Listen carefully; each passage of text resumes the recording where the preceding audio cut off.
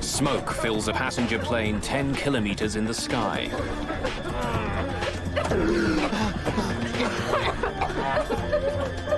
We're on Mayday. We're going down.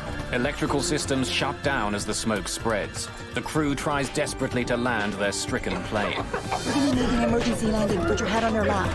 We're going to need 5 trucks. They're standing by for you. What seemed like a small problem at first has become a life-or-death struggle for everyone on board Air Canada Flight 797.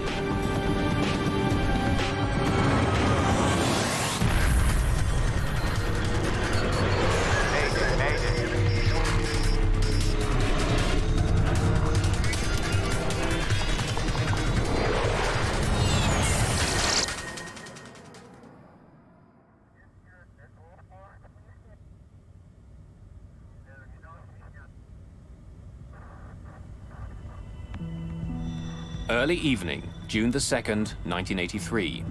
Supper time aboard Air Canada Flight 797. Captain Donald Cameron has been working for Air Canada for 17 years and has flown almost 5,000 hours on a DC-9. But it doesn't mean he gets to eat first. How's your seafood? Nice? Before he can dig in, his first officer, Claude Ouimet, will have to finish. Good. The jet is in the middle of a flight from Dallas, Texas to Montreal with a stopover in Toronto. The heavy cloud cover below hides some light showers, but at their cruising altitude of 10,000 meters, the view is clear and bright.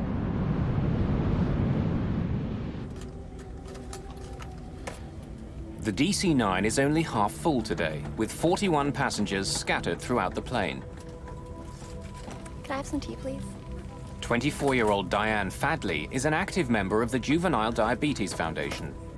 We have a number of different fundraising activities, and once a year they have a large conference, and at this time it happened to be in Toronto. Raymond Chalifaux is 23 and recently married.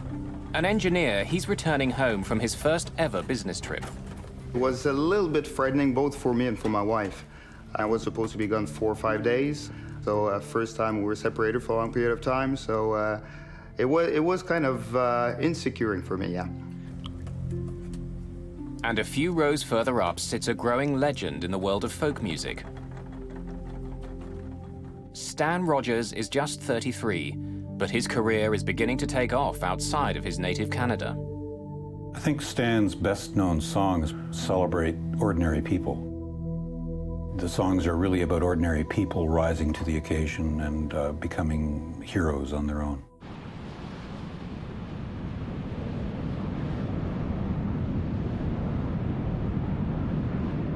Just before 7 o'clock, the plane is a little more than halfway to Toronto. What was that? It's right there, I see it. Right there. Yeah. 3 circuit breakers have popped out. Like fuses, they protect delicate electrical circuits on the plane from becoming overloaded. Like a machine gun. Yeah. Zap, zap, zap. The 3 breakers are for the flushing motor in the toilet at the rear of the plane. Cameron decides to give them a few minutes before he tries to reset them again. You know, sometimes it overworks and overeats, and then the breaker popped, and then it cools off, and then you push the breaker and everything is fine. So put the snag in the logbook, and that's it. Someone must have pushed a rag down the toilet or something. Jammed it and it overheated. Cameron thinks that something must be stopping the motor from working properly. But it's not an emergency. Toilets get blocked all the time.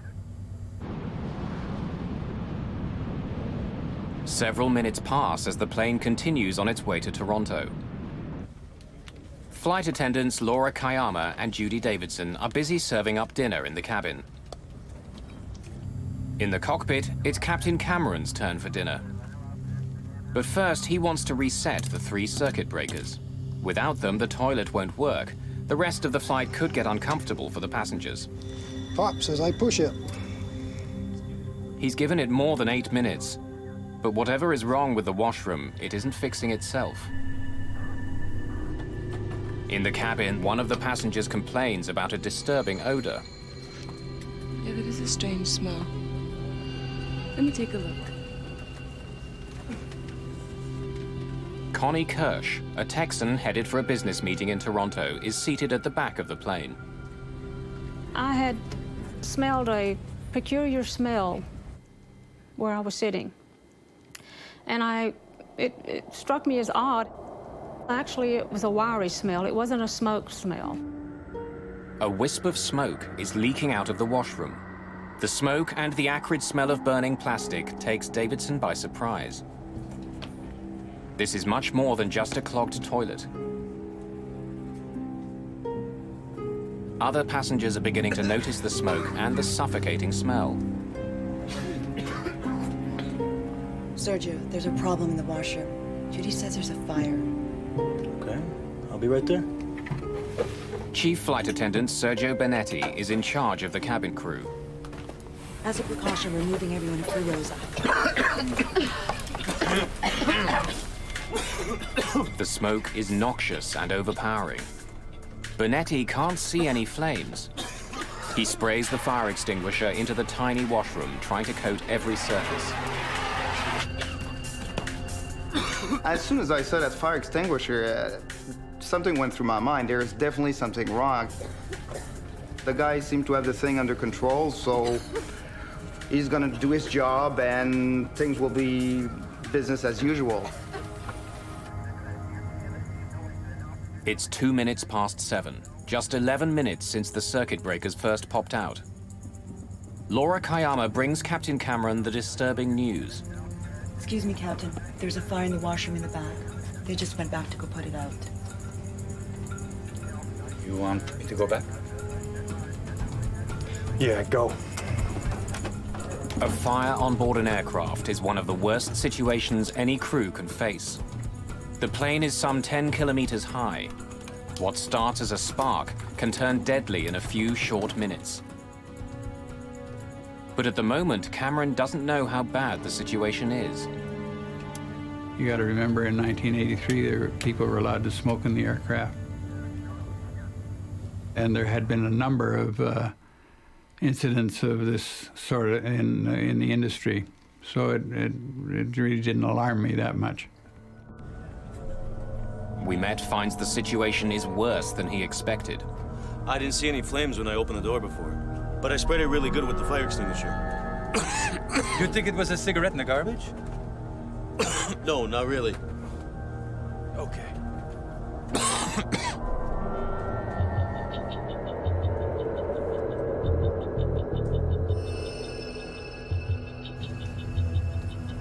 Can't get back there. Smoke's too heavy.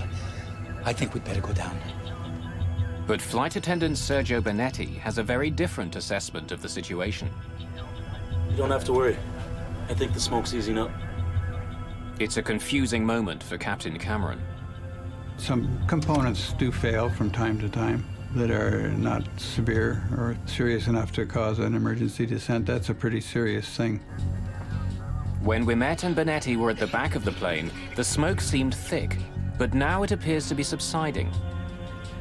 Okay, it's starting to clear now. But I'll go back and check if that's okay. Yeah, that's okay. Take these goggles. I'll leave my mask on. Go back wherever you can, but don't get yourself incapacitated. No problem. No problem. If it's just a broken toilet motor, Cameron can still make it to Toronto. But if it's more serious, he'll have to land immediately before the small inconvenience becomes a deadly problem.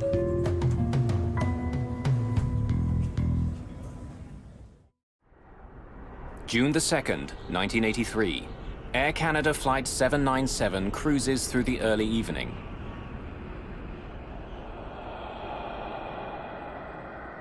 The flight has taken an unsettling turn. Wisps of smoke are gathering at the back of the DC-9. An acrid smell is spreading through the cabin. The crew is growing concerned. They've already moved passengers towards the front of the jet, as far as possible from the creeping smoke. Captain Donald Cameron is waiting for an update from the back of the plane, when suddenly he's got a new problem. The master warning light is on. Electrical systems throughout the plane, including some in the cockpit, begin to fail. The airplane basically lost all its sophisticated navigation and attitude information. So I was left very suddenly with, I think, 3 engine instruments per engine and 4 flight instruments, which were very primitive. They were what you might have flown a World War II bomber with. With his electrical systems starting to shut down, Cameron calls the nearest ground control. Memphis Center, this is Air Canada 797. Air Canada 797, Indianapolis Center. Go ahead. Yeah, we've got an electrical problem here. We may be off communication shortly. Stand by. Co-pilot Claude Ouimet is at the back of the plane. The washroom door handle has become hot to the touch. He doesn't even risk opening it. Faced with a potential fire on board, the crew have no choice but to land their plane as soon as possible. I don't like what's happening. I think we'd better go down. We're going to be making an emergency descent. Brief the cabin crew. Yes, sir. As soon as the decision is made, another warning light goes on. They've just lost most of their emergency power. We're talking about multiple failure here, and it's starting to be complicated. So we're going down, and obviously we have to land. Mayday, mayday, mayday.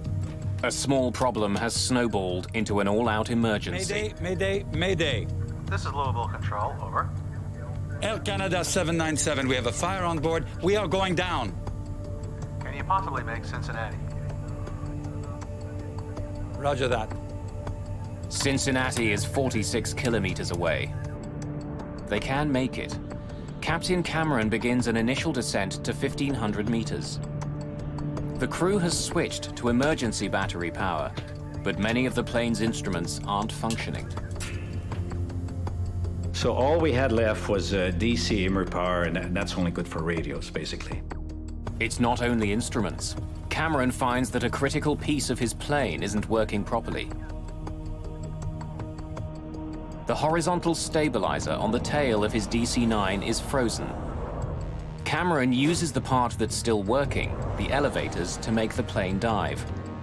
But like a car that's lost power steering, the aircraft resists. As Cameron pushes on the controls, they push back with a pressure equal to 20 kilograms. The airplane became very heavy, and I took my total concentration to fly the airplane. An acrid, bitter smoke is creeping forward from the back of the plane and seeping in from the seams in the fuselage ceiling.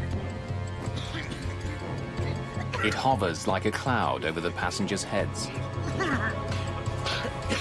Incredibly harsh smoke that was really irritating your throat. You had to take really, really small breath, otherwise you would choke. I could see it rise. It was traveling along those luggage racks, you know, coming forward. The smell of burning plastic fills the air. Dropping oxygen masks could make the situation worse. I could have deployed the oxygen mask for the passengers, but it's forbidden.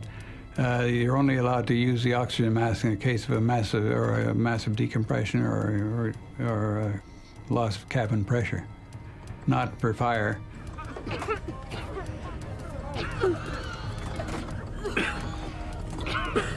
I was crying and scared. I wasn't hysterical. The gentleman sitting next to me explained to me that if I would not cry and if I could, you know, conserve my, not breathe so fast, that it would conserve the oxygen, would help us, and not to worry, that the flight attendants, they really know how to handle these sort of situations. As the electrical malfunctions ripple through the plane, the PA system shuts down. Flight attendants struggle to shout directions, but it's getting more and more difficult to breathe. In 1983, it's not standard procedure to tell passengers how to open the emergency doors. But in this case, the two flight attendants are taking no chances. Plain as possible.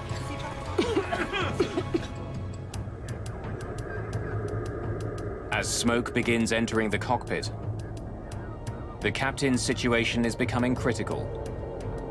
For the first time, we met talks to the Cincinnati airport.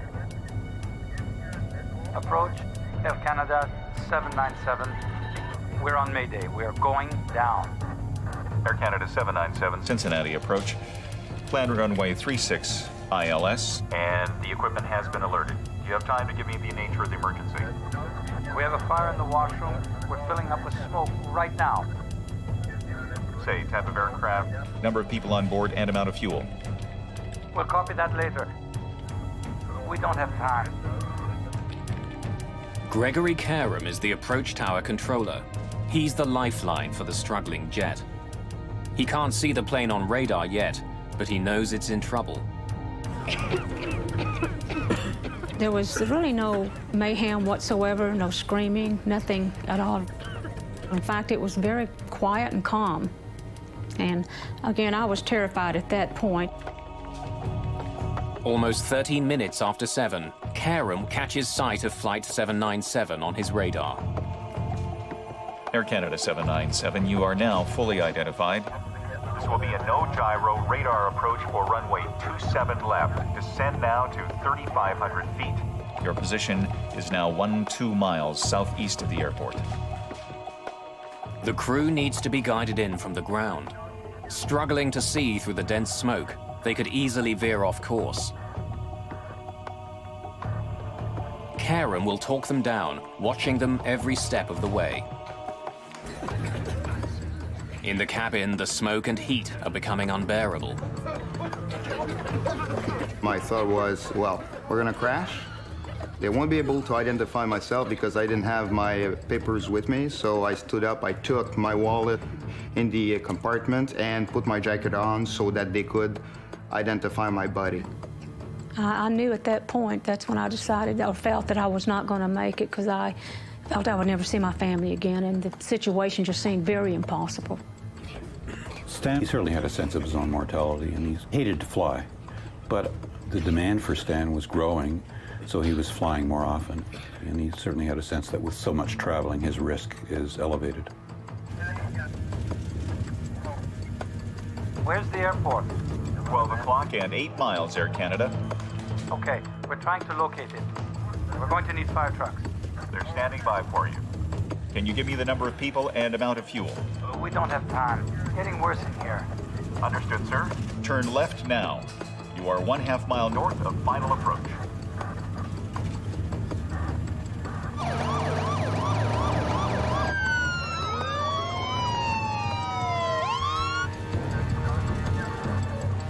Finally, the crew see the airport. Okay, we have the airport. The tower has you in sight. You need not acknowledge further transmission from the Air Canada 797. You are cleared to land. You are 4 miles from the airport. Good luck. In a thick haze of smoke and soot, flight attendants Laura Kayama and Judy Davidson feel their way along the aisle, trying to reassure the passengers. They can't get past the 12th row. The smoke and the heat are overwhelming. I was praying the whole time. Dear God, please help us land this plane. Please get this plane safely on the ground.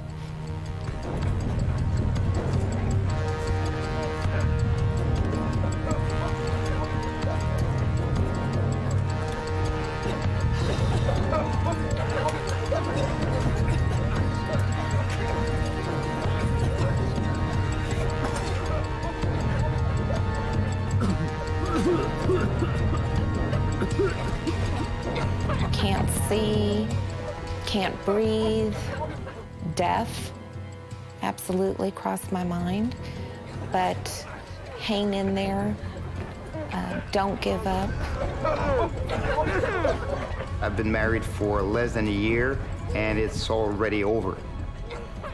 So I started breathing as little as I could and start thinking seriously at my wife. Fighting the reluctant controls, Captain Cameron's strength is being pushed to the limit.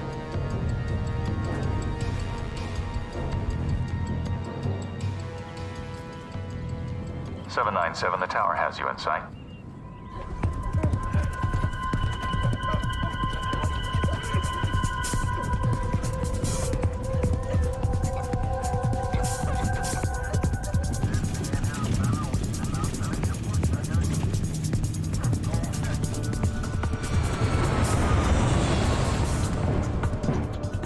Squinting through the smoke, the crew of Flight 797 land hard.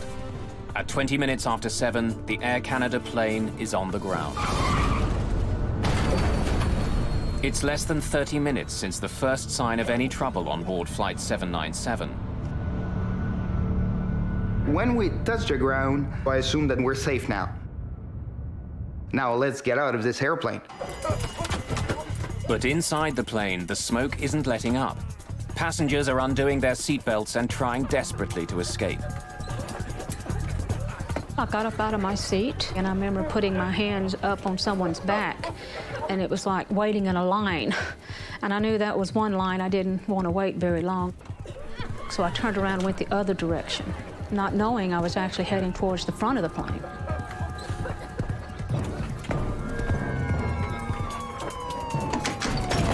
Sergio Bonetti is the first one to the door.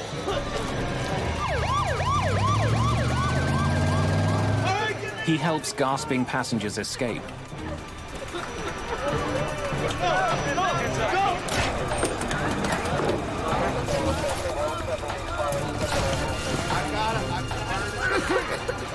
The cabin is pitch black and burning hot.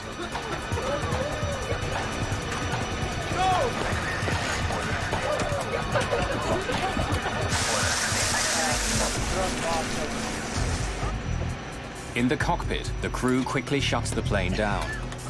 The first officer escapes through the emergency window. It's a 5-meter jump to the ground.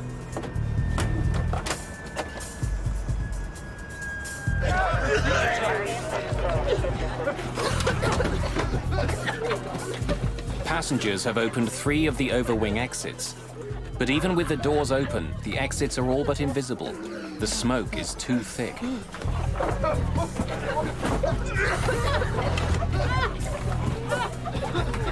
I saw a light, and it was the door that had opened. Someone had opened the door. I realized what it was, ran to the door, and held my head. I just put my face out so I could breathe. Passengers who have found the exits slide off the wing and stumble to safety. On the ground, Laura Kayama and Judy Davidson frantically move passengers away from the deadly plane. Fire rescue vehicles surround the plane. They douse the plane's exterior and the ground beneath with foam, fearing a fuel fire or worse, an explosion. Through the cockpit window, we can see Captain Cameron sitting in his seat looking dazed and slumped towards the wheel. First thing that got my attention was to see Don's face in the window and realize that he was not completely conscious. I couldn't get out of my seat. I'd start and I'd get my arse up in the air or like that, and I'd be pushed back by I have no idea, it was an invisible force, but it was probably smoke and fire. Desperately trying to save the captain's life, tells firefighters to cover him with foam. It was this soapy, ice-cold mixture that drenched me. It works. Cameron stirs and climbs out through the cockpit window.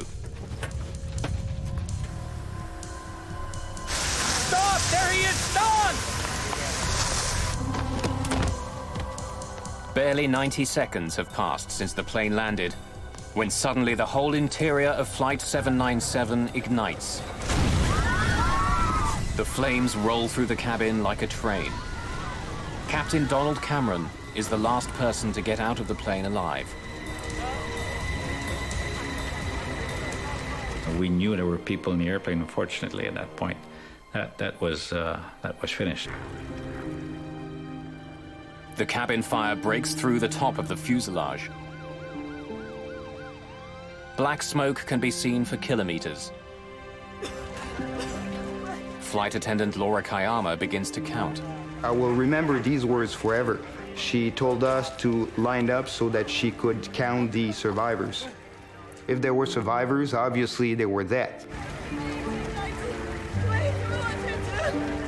Including the crew, there had been 46 people aboard the plane. But there aren't 46 people on the runway.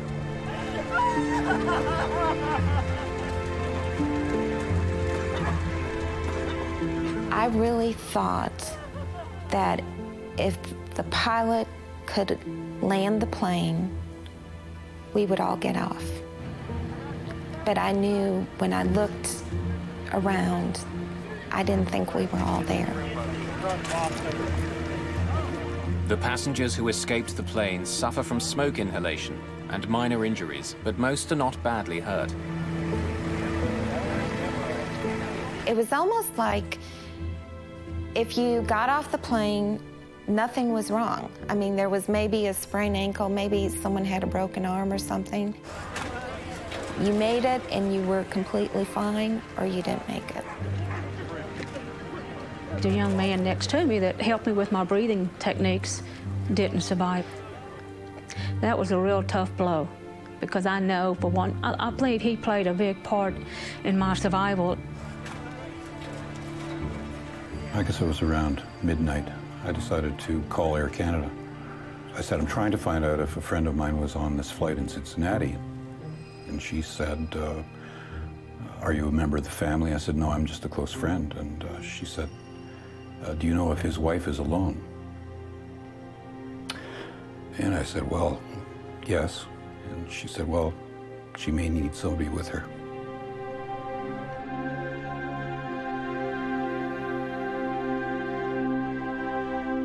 Stan Rogers, the rising musical star, didn't make it off the plane.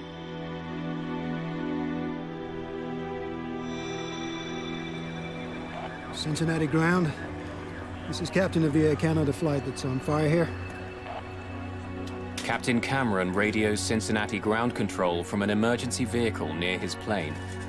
He has a sobering message. It seems there are 23 people left on board the aircraft. Is there a scheduled carrier runs into here that could maybe give aid and shelter to our stranded passengers? It's pretty cold out here.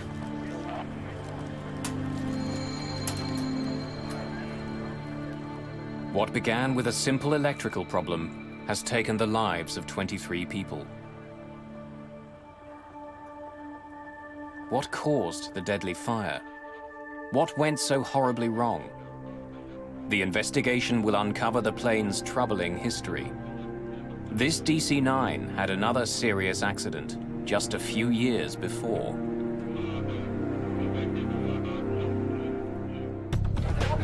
In June of 1983, a strange smell in the back of an Air Canada DC-9 quickly turned into an all-out emergency. For 15 minutes, passengers and crew struggled to deal with thick, toxic smoke as it rolled through the plane.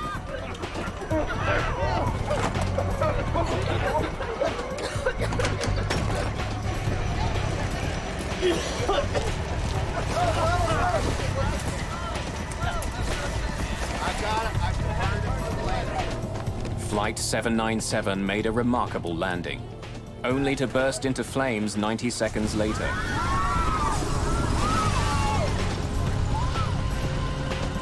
"23 people didn't escape the plane.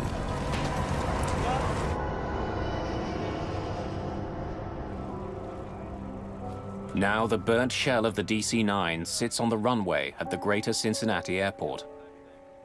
It's one of the most disturbing airplane disasters in years. Within the hour, investigators from the National Transportation Safety Board are on the scene. The first grim task of the investigators is to recover the bodies of the dead. 21 Canadians and 2 Americans.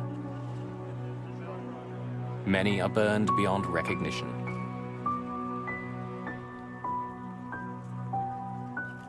Almost all of the victims are found in the front half of the plane, between the wings and the cockpit. Some are still strapped into their seats. Others are found in the aisles. And even though all the passengers had been moved up earlier in the flight, 2 bodies are found near the rear, beyond the wings. Because of the dense smoke in the cabin, the passengers couldn't see well enough to find the exits. And 2 passengers went beyond the overwing exits and succumbed to the environment. Investigators take blood samples from the bodies. They find deadly levels of certain chemicals that were produced as the plane burned. When we did toxicological studies, we were able to determine that there were some significant high levels of cyanide and fluoride in the blood, as well as carbon monoxide. It's not known if the toxic fumes killed the passengers. All that's certain is that they were unable to escape before the flames tore through.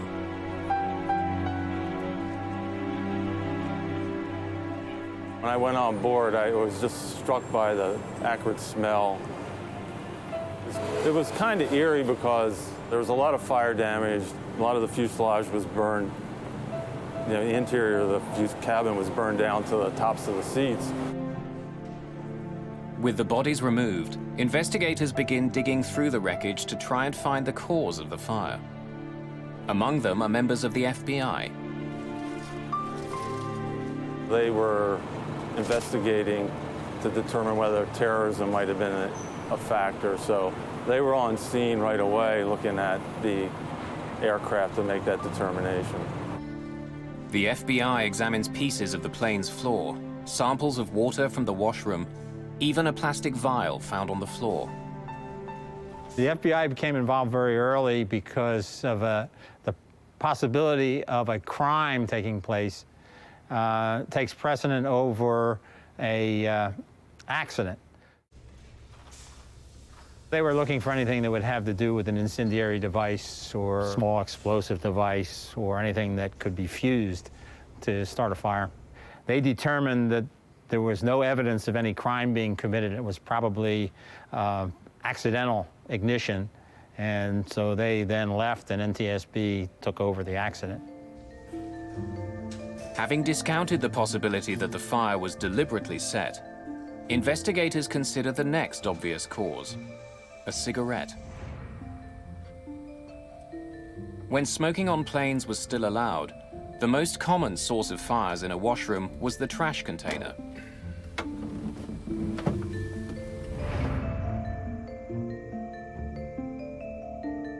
Investigators examine the trash container and find that the top is burned away, but the trash chute and the container behind and below the sink are intact. Inside the container are remnants of paper, scorched but not burned. The fire could not have started here. With the most obvious potential causes discounted, investigators begin to comb through the wreckage looking for what had started the fire. Studying the history of the plane, Hill uncovers some startling facts. In the year before the accident, 76 separate maintenance issues had been written up in the plane's logbook. All were dealt with, but still, it's an unusually high number of problems. The plane's troubled history didn't end there. 4 years earlier, the rear bulkhead had failed, causing an explosive decompression. The crew had to make an emergency landing. It knocked out a lot of electrical cable and hydraulics and stuff like that, and the guy did a hell of a job bringing it back to Boston. The plane was repaired and put back into service, but Hill focuses on the wires that had to be stitched together after the accident. A bad repair job could have been the cause of the fire. There were wires that ran through there that had been cut, spliced back together. Investigators study all the wire splices they can find on Flight 797 that weren't destroyed in the fire, but they find no evidence of arcing or short-circuiting. It's another dead end. Investigators turn their attention to the cockpit voice recorder and the popping circuit breakers. What was that? It's right there, I see it. Right there. Yeah. Like a machine gun. Yeah. Zap, zap, zap. The circuit breakers trip as a precaution. When they begin to overheat, the circuit breakers turn off, cutting electrical current to the motor. It's a safety feature, so the motor won't cause a fire. Pops as I push it. Investigators need to know if the breakers were tripped by a fire that had already started, or was the motor itself the problem? The NTSB build a mock-up of the plane's washroom and force the flush motor to seize. They want to see if it could have started the fire. The seized motor reaches a temperature of 428 degrees Celsius. It's hot, but it's not hot enough to ignite parts of the washroom around the motor.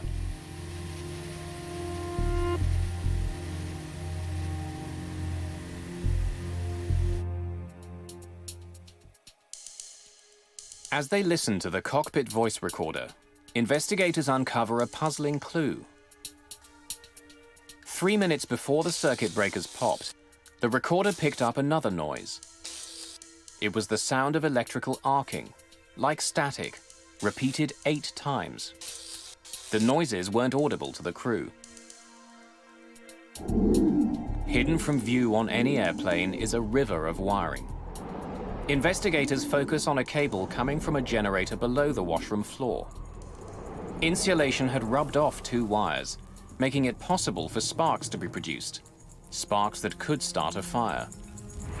There was evidence that there was some electrical arcing, but it could have occurred after the insulation had burned on those wires. In spite of countless hours of investigation and numerous tests, in the end, the NTSB can't pinpoint the exact cause of the fire. There simply isn't enough evidence. Just because of the vast amount of damage that was done in that concentrated area around the lavatory where the fire burnt for a long period of time and possibly destroyed any of the evidence of where the fire actually ignited. Even if they'll never know the exact cause of the fire, investigators try to understand how it could cause so much damage. There had been heat and smoke, but no one had seen any flames until an explosion ripped through the jet. When you have a fire that has incomplete combustion, when it has a lack of oxygen, they will produce combustible gases. Those gases then can collect, especially in the crown of an aircraft. The fire had burned out of sight behind the washroom walls, and the smoke, hot gases and fumes intensified and spread inside the wall space from the washroom through to the cabin walls. Those spaces acted as a sort of chimney for the gases and smoke that the fire was creating.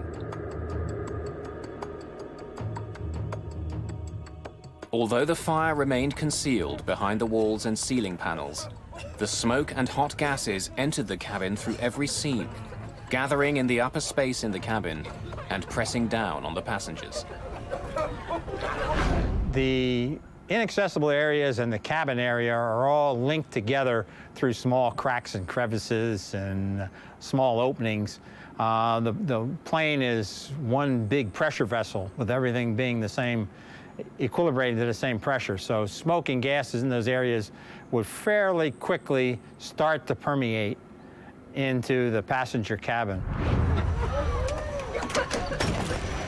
When the doors were opened during the evacuation, an unlimited supply of oxygen was suddenly available to feed the fire. The more intense the heat, the more oxygen-hungry a fire becomes. The gas is ignited with the force of an explosion.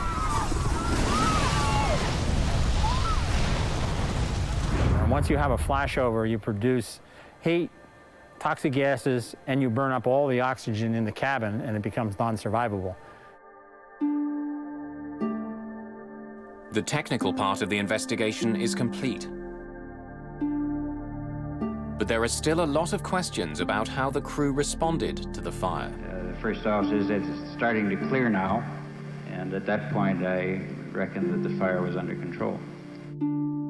Could they have done more to prevent the tragedy on board Flight 797?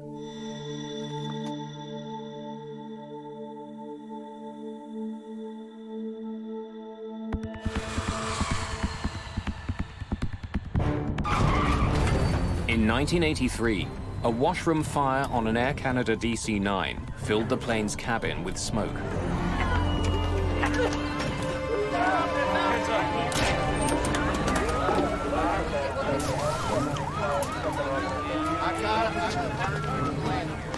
The crew struggled to land the plane, but a flash fire ripped through the jet moments after it came to a stop. 23 people were killed. There was a fireman hollering at us. I think the quote was, "She could blow at any minute." NTSB investigators are unable to definitively pinpoint the cause of the fire. But after reviewing all the information they have, they're ready to release their report. The report on the lethal fire aboard Air Canada Flight 797 is published a year after the accident. It's a landmark in aircraft safety, but it immediately makes for controversial headlines. The NTSB points out that the source of the smoke was never identified, either by the flight attendants or the first officer. The captain was never told, nor did he inquire as to the precise location and extent of the fire which had been reported to him. And with that in mind, what type of fire did you believe that you had? The bin fire. Mayday, Mayday, Mayday. And the report asks a hypothetical question. Canada 797, we have a fire on board. We are going down. Can you possibly make Cincinnati? Roger that. If he'd begun to descend sooner, could the captain have landed at Standiford Field Airport in Louisville, Kentucky? It was a few minutes closer. The report and the media attention it gets are devastating to Captain Cameron and his crew. Soon after the report is released, there's an outcry among pilots in the industry. They resent its implied criticism of Flight 797's crew and the suggestion that they could have begun their descent 5 minutes sooner.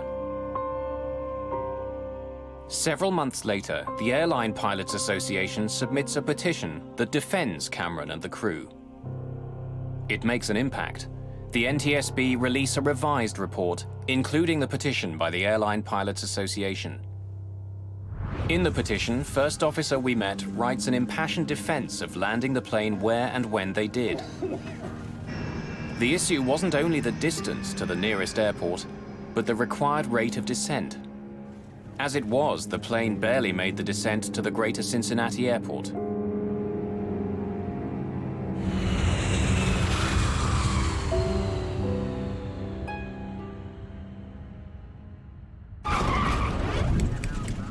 Still, the National Transportation Safety Board's revised summary doesn't pull all its punches, pointing a finger at Captain Cameron. The report states that the time taken to evaluate the nature of the fire and to decide to initiate an emergency descent contributed to the severity of the accident. 20 years later, the statement still stings. I'm glad they were all, the people that got off. I'm very sorry that the people that didn't get off, because we spent a lot of time and effort getting them there. That really bothered me. All I know is that I did the best I could.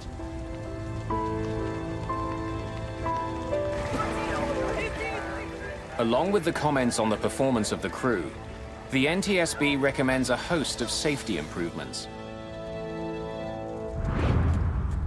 Perhaps if the flight had been full, someone would have noticed the smell of smoke sooner. But what the washroom of Flight 797 could have used was a smoke detector. They weren't standard throughout the industry, but after Flight 797, attitudes and regulations changed.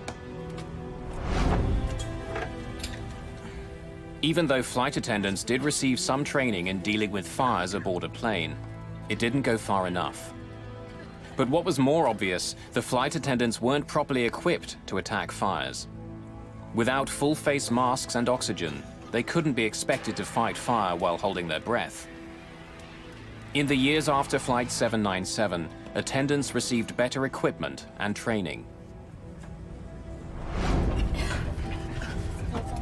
The cabin crew had also made split-second decisions that helped save lives. Moving passengers further up the plane and handing out wet towels minimized the effects of the toxic smoke.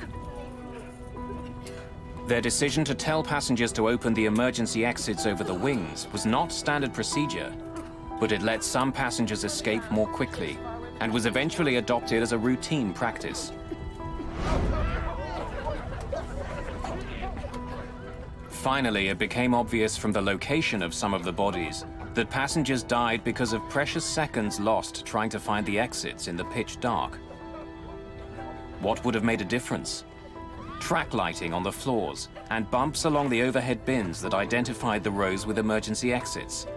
Features that would eventually become standard.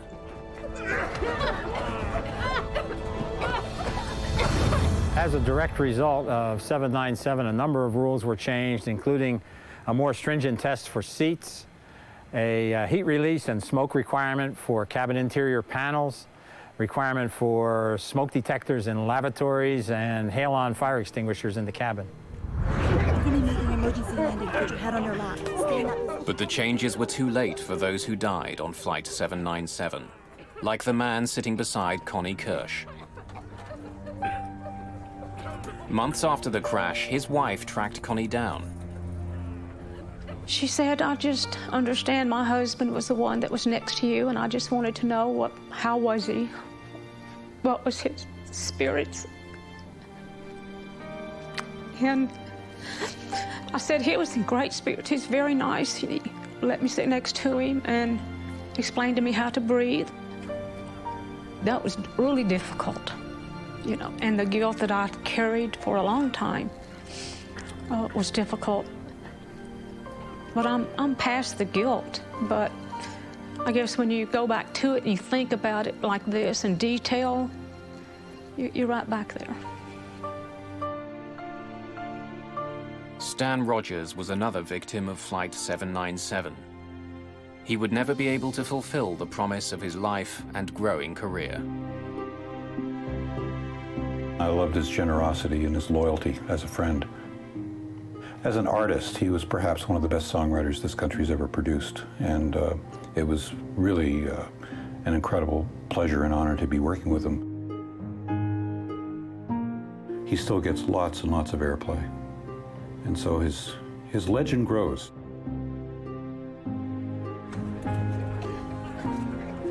Sometime after the accident, 2 Air Canada employees show up at Diane Fatley's door in Dallas. They brought my Bible. It's dark because it was burned and singed, but it's a paperback Bible, and it did not completely burn up. This is just a reminder to me that God was with me. And I believe He protected me, and you know, He was there with me.